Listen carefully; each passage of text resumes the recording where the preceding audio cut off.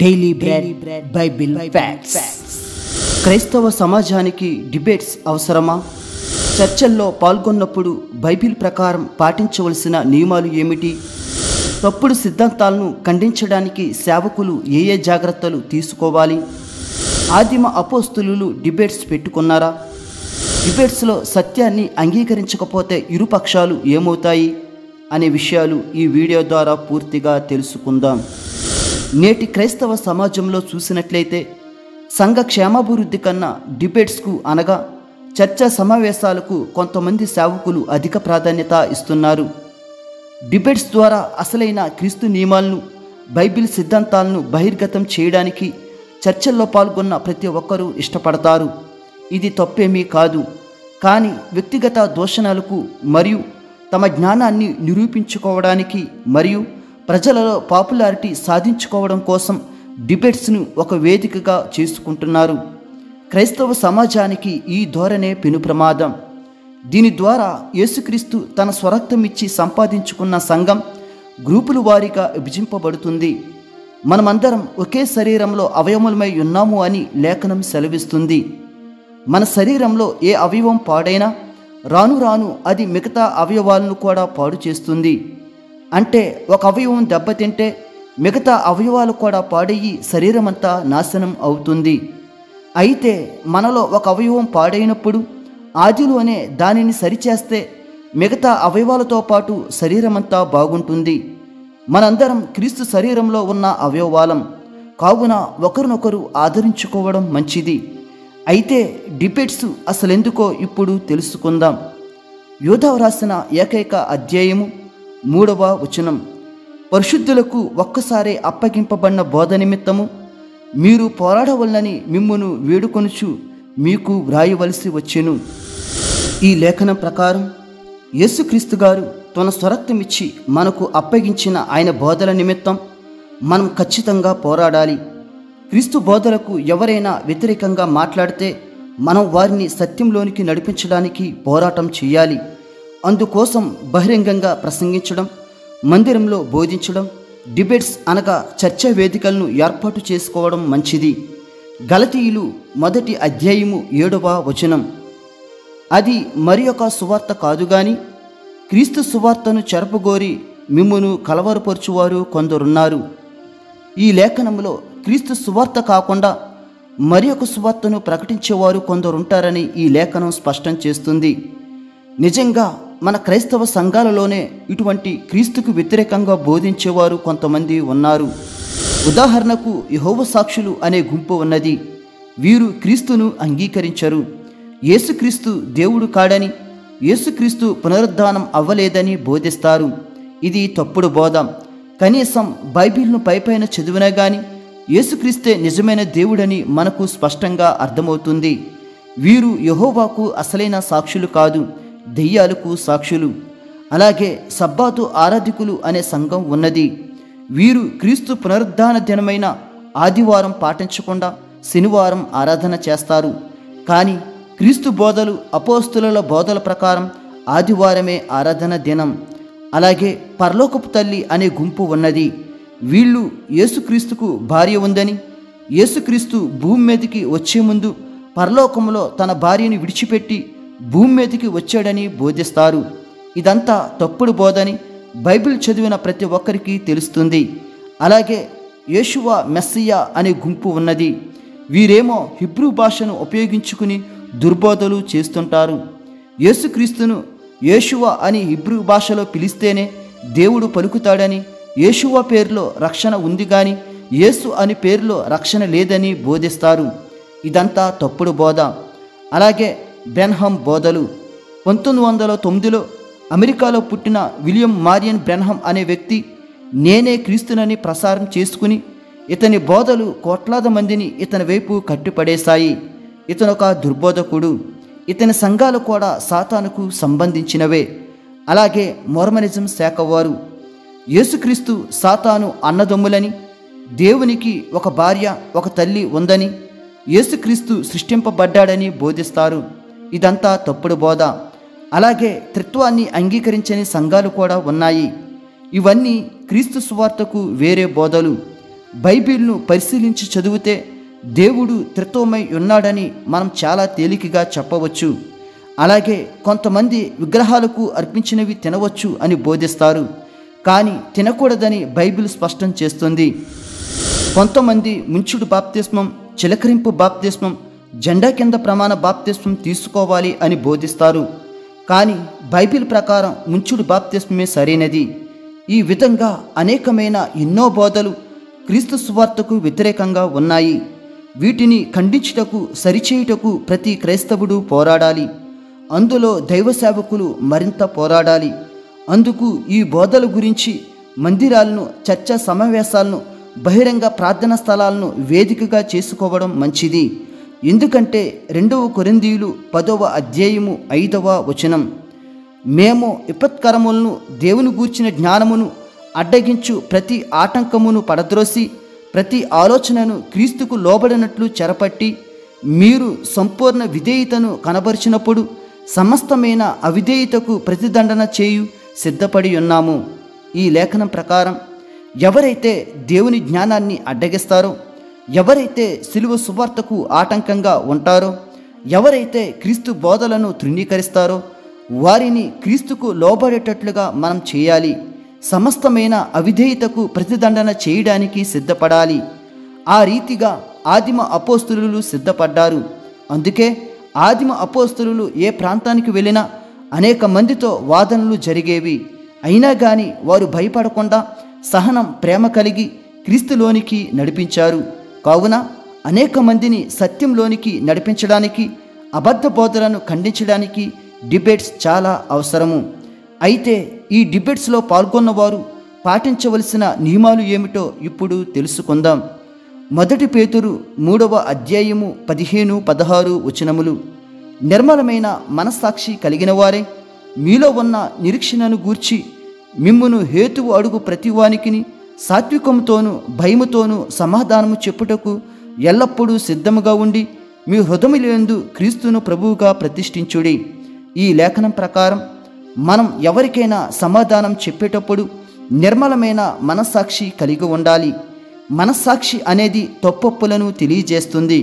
అందులో సరైన దాన్ని మనం ఎంచుకోవాలి. అలాగని మన మాటే గెలవాలి అని వెలుగును చీకటి చేయకూడదు, చీకటిని వెలుగు చేయకూడదు. అలాగే సాత్వికంతో అనగా క్షమించే తగ్గింపు హృదయం కలిగి ఉండాలి. అలాగే భయముతో అంటే దేవునికి భయపడి ప్రవర్తించాలి. ఈ విధంగా క్రీస్తును తమ హృదయంలో ప్రతిష్ఠించుకుని ఎదుటి వ్యక్తికి సమాధానం చెప్పాలి. ఇలా ఎల్లప్పుడూ ఇలాగే సమాధానం చెప్పాలి. అలాగని రోజుకు ఒక్కొక్క రకంగా మాట్లాడకూడదు. అలాగే బుద్ధిహీనంగా ప్రవర్తించకూడదు. సామెతలు 18వ అధ్యాయము 6వ వచనం, బుద్ధిహీనుని పెదవులు కలహమునకు సిద్ధముగా ఉన్నవి. ఈ లేఖనం ప్రకారం బుద్ధిహీనుడు మాత్రమే కలహాలకు సిద్ధంగా ఉంటాడు. క్రీస్తుని ప్రతిష్ఠించుకున్నవాడు కలహాలకు దూరంగా ఉంటాడు. అలాగే డిబేట్స్లో పాల్గొన్న వారిలో అసూయితనం ఉండకూడదు. యాకోబు రాసిన పత్రిక 3వ అధ్యాయము 16వ వచనం, యాలి అనగా మత్సరమును వివాదమును ఎక్కడ ఉండునో అక్కడ అల్లరియు ప్రతి నీచకార్యమును ఉండును. మత్సరము అనగా అసూయితనం. అసూయితనం ఈ లోకాన్ని పట్టి పీడిస్తుంది. కొంతమంది అసూయితనంతో వివాదాలు పెట్టుకోవడానికి ప్రయత్నం చేస్తారు. కానీ ఇది ఎక్కడైతే ఉంటుందో అక్కడ అల్లరి తప్ప ఏమీ ఉండదు. కావున డిబేట్స్లో పాల్గొన్న వారు వివాదాలు లేకుండా, అసూయితనం లేకుండా ఆద్యంతం దేవుని లేఖనాలపై మంచిగా చర్చ జరపాలి. ఎఫెసీయులకు రాసిన పత్రిక 4వ అధ్యాయము 31, 32 వచనములు, సమస్తమైన ద్వేషము, కోపము, క్రోధము, అల్లరి, దూషణ, సకలమైన దుష్టత్వము మీరు విసర్జించుడి. ఒకని ఎడల ఒకడు దయ కలిగి కరుణా హృదయులై క్రీస్తునందు దేవుడు మిమ్మును క్షమించిన ప్రకారము మీరును ఒకరినొకరు క్షమించుడి. ఈ లేఖనం ప్రకారం క్రైస్తవులమైన మనకు కోపం, ద్వేషం ఉండకూడదు. అటువంటప్పుడు సేవకులు ఇంకెంత జాగ్రత్త కలిగి ఉండాలి. కోపం ఉండకూడదని బోధించే సేవకులే మరొకరి సేవకుడి మీద కోపపడితే ఇది దేవునికి, సంఘానికి అవమానం కాదా? కావున ఒకరినొకరు క్షమించే హృదయం కలిగి ఉండాలి. అలాగని వ్యక్తిగత కక్షలతో దేవుని వాక్యాన్ని అడ్డం పెట్టుకుని తిట్టుకోకూడదు. ఈ విధమైన డిబేట్లు క్రైస్తవ సమాజానికి ఉపయోగం ఉండవు. పైగా ఇవి మరింత క్రీస్తు సంఘానికి హాని చేస్తాయి. 2 తిమోతి 2వ అధ్యాయము 14వ వచనం, వినువారిని చెరుపుటకే గాని మరి దేనికిని పనికిరాని మాటలను గూర్చి వాదము పెట్టుకొనవద్దని ప్రభు ఎదుట వారికి సాక్ష్యమిచ్చు ఈ సంగతులను వారికి జ్ఞాపకము చేయుము. ఈ లేఖనం ప్రకారం పనికిరాని మాటల గురించి డిబేట్స్ పెట్టుకోకూడదు. దీనివల్ల ఈ డిబేట్స్ విన్నవారు కూడా చెడిపోతారు. కొంతమంది బైబిల్ను అతి తీవ్రంగా వ్యతిరేకించే అన్యుల డిబేట్స్ కూడా వెళ్తున్నారు. వారికి సత్యవాక్యం ఎంత బోధించినా హేళన చేస్తారు. వారితో వాదన అనవసరం. దీనివల్ల వినువారు మరింత చెడిపోతారు. అలాగే డిబేట్స్లో పాల్గొన్నవారు సత్యాన్ని అంగీకరించేవారిలా ఉండాలి. కొంతమంది మిడిమిడి జ్ఞానంతో వాదిస్తూ ఉంటారు. ఒకవేళ సత్యం తెలియక మాట్లాడితే దానిని సరిచేసుకోవడానికి ప్రయత్నం చేయాలి. అలాగని అర్ధజ్ఞానంతో వాదించకూడదు. ఎందుకంటే పరిశుద్ధమైనది కుక్కలకు పెట్టకుడి అని లేఖనం సెలవిస్తుంది. పరిశుద్ధమైనది ఇటువంటి కుక్కలకు పెడితే మట్టిలో వేసి తొక్కేస్తారు. కావున సత్యాన్ని అంగీకరించని హేతువాదులు మరియు అన్యులు మరియు సగం జ్ఞానం గలవారితో డిబేట్స్ అనవసరం. 2 తిమోతి 2వ అధ్యాయము 15-16 వచనములు, దేవుని ఎదుట యోగ్యునిగాను సిగ్గుపడనక్కర్లేని పనివానిగాను సత్యవాక్యమును సరిగా ఉపదేశించువానిగాను నిన్ను నీవే దేవునికి కనపరుచుకుంటకు జాగ్రత్త పడుము. అపవిత్రమైన ఒట్టి మాటలకు విముఖుడవై ఉండుము. అట్టి మాటలాడువారు మరీ ఎక్కువగా భక్తిహీనులగుదురు. సేవకులు ఎప్పుడు సిగ్గుపడనక్కర్లేని పనివాడిగా ఉండాలి. సత్యం తెలియక మాట్లాడినప్పుడు, తరువాత అసలైన సత్యం తెలుసుకున్నప్పుడు దాన్ని అంగీకరించడానికి సిగ్గుపడకూడదు. సత్యవాక్యాన్ని మంచిగా చెప్పడానికి నిరంతర విద్యార్థిలా దేవునికి కనపరుచుకోవాలి. ఎల్లప్పుడూ దేవుని వాక్యాన్ని సరిచేసుకుంటూ మరింత జ్ఞానం పొందుకోవాలి. అలాగని అపవిత్రమైన ఒట్టి మాటలు చెప్పకూడదు.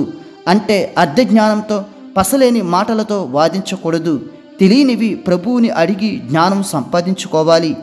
అలాగే ఎవరైనా దైవజనుడు తెలియక తప్పుడు వాక్యం బోధిస్తే మరియు వ్యక్తిగతంగా తిడితే వెంటనే బహిరంగ ప్రదేశాల్లో అతనిని విమర్శించకూడదు. అతని పేరును వాడుకొని పాపులారిటీ సంపాదించుకోవడానికి ప్రయత్నం చేయకూడదు. మత్తయి సువార్త 18వ అధ్యాయము 15వ వచనం, మరియు నీ సహోదరుడు నీ ఎడల తప్పిదము చేసిన ఎడల నీవు పోయి నీవును అతడును ఒంటరిగా ఉన్నప్పుడు అతనిని గద్దించుము. అతడు నీ మాట వినిని ఎడల నీ సహోదరుని సంపాదించుకుంటువి. ఈ లేఖనం ప్రకారం ఎవరైనా మనల్ని ద్వేషిస్తే, విమర్శిస్తే, తప్పిదం చేస్తే ఒంటరిగా ఉన్నప్పుడు అతనిని గద్దించాలి. అలాగని బహిరంగంగా మందిరాల్లో, డిబేట్స్లో, పెద్ద పెద్ద సభల్లో వారిని విమర్శించకూడదు. ఒంటరిగా అతనికి బుద్ధి చెప్పాలి. సత్యవాక్యం బోధించాలి. ఎక్కడైతే అసత్యం బోధించాడో అక్కడే సత్యమైనది బోధించేలాగా సరిచేయాలి. అప్పటికి మాట వినకపోతే సంఘానికి చెప్పుకుని సరిచేయాలి. అప్పటికి వినకపోతే అతన్ని వదిలేయాలి. అలాగని ఎల్లప్పుడూ అతనితో వాదము పెట్టుకోకూడదు.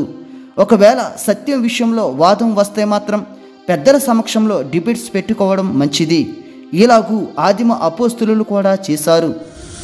అపోస్తుల కార్యములు 15వ అధ్యాయము 1-2 వచనములు, కొందరు యూదయ నుండి వచ్చి మీరు మోషే నియమించిన ఆచారం చెప్పున సున్నతి పొందితేనే గాని రక్షణ పొందలేరని సహోదరులకు బోధించిరి. పౌలునకును బర్నబాకును వారితో విశేష వివాదమును తర్కమును కలిగినప్పుడు ఈ అంశము విషయమే పౌలును బర్నబాయు తమలో మరికొందరును యెరూషలేమునకు అపోస్తుల యొద్దకును పెద్దల యొద్దకును వెళ్ళవల్లని సహోదరులు నిశ్చయించిరి. ఈ లేఖనం ప్రకారం పౌలు బర్నబాలకు మరియు యూదులకు సున్నతి విషయంలో వాదము జరిగింది. ఈ అంశం విషయం తేల్చుకోవడానికి వీరిని యెరూషలేములో అపోస్తలుల యొద్దకు పెద్దల యొద్దకు సహోదరులు పంపడం జరిగింది. కావున ఏదైనా బైబిల్ లేఖనాల విషయంలో వాదం ఏర్పడితే అది భక్తిగల పెద్దల సమక్షంలో, దేవజనుల సమక్షంలో చర్చించుకోవడం మంచిది. అలాగని వ్యక్తిగత కక్షలకు డిబేట్స్ ఉపయోగించుకోకూడదు. ఒకవేళ సాతాను ఆలోచనలు కలిగి కావాలని భేదములు పుట్టించాలని ప్రయత్నం చేస్తే దేవుడు మాత్రం క్షమించడు. రోమీయులు 2వ అధ్యాయము 8-9 వచనములు, అయితే భేదములు పుట్టించి సత్యమునకు లోబడక దుర్నీతికి లోబడు వారి మీదకి దేవుని ఉగ్రతయు రౌద్రమును వచ్చును. ఈ లేఖనం ప్రకారం సత్యం విషయంలో ఎవరైనా భేదాలు పుట్టిస్తే వారు దేవుని ఉగ్రతకు లోనవుతారు. ఒకవేళ డిబేట్స్లో సత్యం తెలిసినప్పుడు దాన్ని అంగీకరించాలి, సత్యానికి లోబడాలి. మన మాట గెలవడం కోసం సత్యాన్ని మార్చకూడదు. ఇక్కడ మాట గెలవడం కాదు, సత్యం గెలవాలి. అలాగని దుర్నీతికి లోబడితే దేవుని కోపాన్ని చూడవలసిందే. కావున సత్యం కోసం దుర్బోధన నిమిత్తం, సంఘ క్షేమాభివృద్ధి నిమిత్తం డిబేట్స్ ఏర్పాటు చేసుకోవచ్చు. కానీ అక్కడ సత్యం గెలవాలి, వట్టి మాటలు ఓడిపోవాలి. దానికి ఇరుపక్షాలు లోబడాలి. ఈ వీడియో మీకు ఆశీర్వాదకరంగా మరియు బైబిల్ జ్ఞానం మరింత పొందే విధంగా ఉన్నట్లయితే లైక్ చేసి సబ్స్క్రైబ్ చేసుకోవడం మర్చిపోవద్దు. మరియు మీ విలువైన సలహాను కామెంట్ రూపంలో తెలియచేయగలరు. అలాగే బైబిల్లో ఏ అంశం మీదైనా వీక్షకులు వీడియో చేయమని నన్ను కోరినట్లయితే దేవుని చిత్తమైనప్పుడు నేను తప్పకుండా చేస్తాను. దేవుడు మిమ్ములను మీ కుటుంబములను దీవించునుగాక. ఆమేన్.